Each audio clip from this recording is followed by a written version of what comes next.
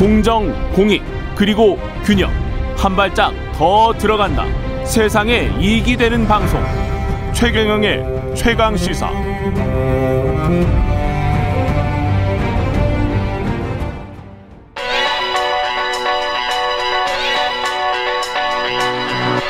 최강시사 김한의 눈. 네, 김한의 눈 시작합니다. 한결에 김한 기자 나와 있습니다. 안녕하세요. 안녕하십니까. 네. 차별금지법 이게 아직도 처리 안 됐었습니까? 네, 뭐 제가 기자를 시작할 때도 이 법이 처음 금요일에 발의가 됐었는데 아직까지 뭐 조금 진전했다고 해야 될까요? 거의 뭐 같은 상태입니다.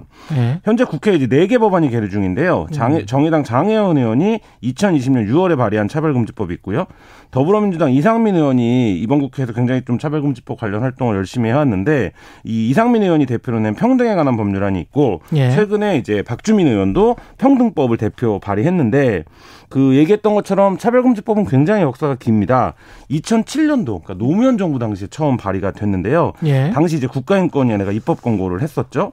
그래서 17대 국회부터 그 19대 국회까지 7번 입법이 시도됐는데 4번은 논의도 해보지 못하고 국회 임기 만료로 폐기됐고요. 나머지 그 2번은 반대에 밀려서 입법 철회, 1번은 입법 포기. 결국 국회 차원에서는 논의가 무성했지만 한 번도 제대로 논의되어 본 적은 없는 뭐 그런 상태입니다. 왜 이렇게 차별 금지하자라고 하는 건 뭐 당연한 거 아니에요? 네, 그래서 일반 국민 인식 조사를 보면 2007년 발의 당시에는 반대도 좀 높았는데 2020년 국가인권위 조사에 따르면 전체 국민의 88.5%가 찬성합니다. 그러니까 한국 사회 차별 대응을 위해 차별을 금지하는 법률 제정이 필요하다라는 의견이 있는데 문제는 조직적으로 반대하는 힘이 강렬한 거예요. 이게 뭐냐면 많이들 보셨을 텐데 보수 기독교 세력들이 특히 이제 반대를 합니다. 그리고 정치인들은 거기 표가 있다고 생각하기 때문에 늘 이제 기독교 인사들을 만나면 차별금지법은 시기상조입니다. 이렇게 이제 얘기를 하는 패턴들이 반복이 되고 있는 상황입니다. 저도 기독교인데 그렇지는 않은데. 기독교도 지금 이제 단일한 의견이 아니라 굉장히 갈리고 있어요. 그래서 이제 기독교 내에서도 이게 무슨 교리랑 무슨 상관이냐 이렇게 주장하시는 이제 교인들도 많은데 여전히 좀 이제 이 부분들에서 강한 반대 의사를 갖고 있는 분들이 있고 그분들이 특히 문제를 삼는 게 성적 지향, 정체성에 대한 부분이에요. 그러니까 이제 시내 가다 보면 뭐 차별금지법 도입되면 동성애 천국된다. 뭐 이런 이제 현수막 같은 것들 보신 적 있을 텐데 이제 그런 논리로 그 지금 계속 이제 반대 목소리가 나오고 있습니다. 성경에 그런 구절이 나오기는 하는데 관련해서 프란시스코 교황이 기자들에게 이미 한 말이 있어요. 그렇죠. 예수님이 동성애자가 기독교 신자라면 그래서 천국으로 왔다면 예수님이 그 사람을 너는 동성애자니까 천국 오지 마 했겠느냐. 생각을 해봐라. 맞습니다. 단 한마디로 이 이야기했는데 그게 아주 정확한 거죠. 그렇죠. 예수님이 가르친 거는 사랑인데 기독교 신자로 예수님을 믿는다고 했는데 동성애자니까 오지 마. 넌.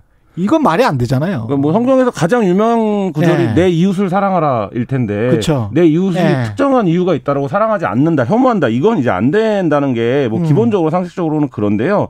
이 부분에 대한 논의가 뭐 말하자면 굉장히 길게 진행이 되어 와서 굉장히 이제 법안을 발의하시는 분들도 조심스러워해요. 근데 이제 그래서 결국에는 지금 이제 나와 있는 차별 금지법들은 한 21가지에서 23가지 정도의 차별 사유를 규정을 하고 이 부분에 대한 차별을 적용은 고용, 교육, 뭐 행정 서비스 뭐 이런 4가지 공공영역에만 적용하는 이런 형태로 지금 입법들이 되어 있기 때문에 사실 이제 우리가 오해 차원에서 차별금지법에 대한 반대 논리가 성적 지향이나 이런 부분들 때문이다라고 얘기를 하지만 사실 이제 그 부분은 아주 이 법안에서는 뭐 작은 부분이다.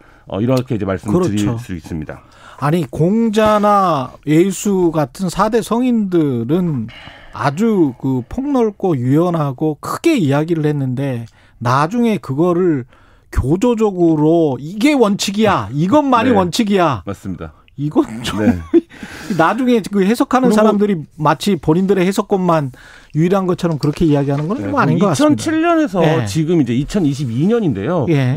이 세월 동안 우리 사회의 변해간 무엇이 변했나, 우리가 어디까지 와 있나를 생각해 보면 2007년에 발의됐던 법, 2007년에 문제의식을 갖고 발의했던 법을 그렇게 10수년 동안 통과시키지 못하고 제자리에 있다라는 거는 어떤 한 사회가 정체되어 있다 특정 부분에서 이렇게밖에 좀 얘기할 수 없는 그런 상태입니다.